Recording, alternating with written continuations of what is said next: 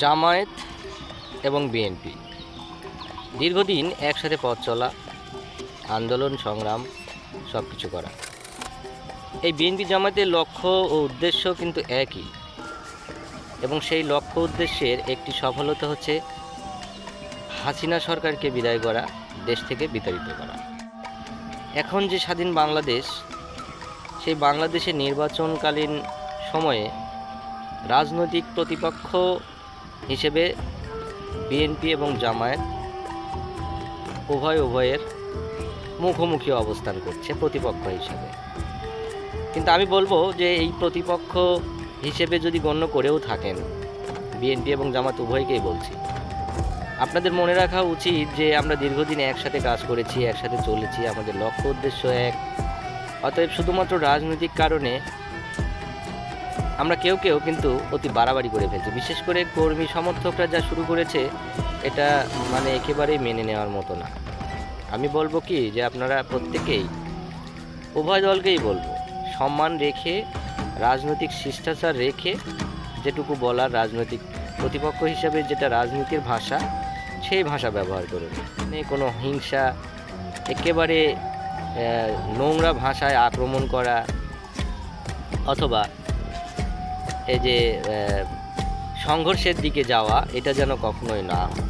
আমি এটা কখনোই কামনা করি না। কারণ আমরা যখন একসাথে চলেছি, একসাথে দীর্ঘদিন চলেছি, শুধুমাত্র রাজনৈতিক কারণে, যেহেতু এখন আমাদের কোনো শক্ত প্রতিপক্ষ নেই, বিশেষ করে আওয়ামী বাকশালীরা নেই, সেক্ষেত্রে জামায়াত হতে পারে শক্তিশালী একটি বিরোধী দল।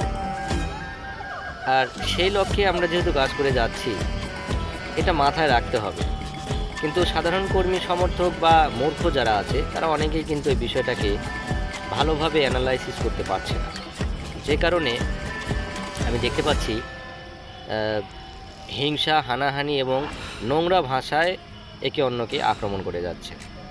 আপনাদের বুঝতে হবে যে আমাদের এই আসনে, নাটোর 4-এর যে আসনের যে বিএনপি এবং জামায়াতের যে প্রার্থী, এই দুই প্রার্থীর মধ্যে কি কখনো হিংসা, হানাহানি বা আক্রমণাত্মক কোনো কথা আপনারা শুনেছেন?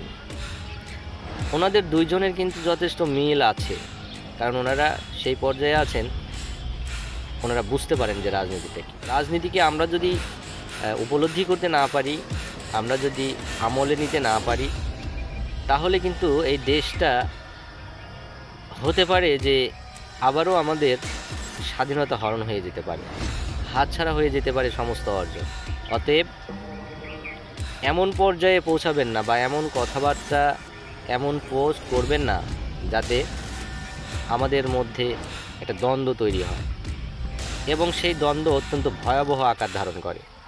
আমি এই কর্মী সমর্থক যারা আছেন, তাদের প্রত্যেককে বলবো, আপনারা শালীনতা বজায় রেখে তথ্য প্রমাণ সাপেক্ষে পোস্ট করেন, সমস্যা নেই।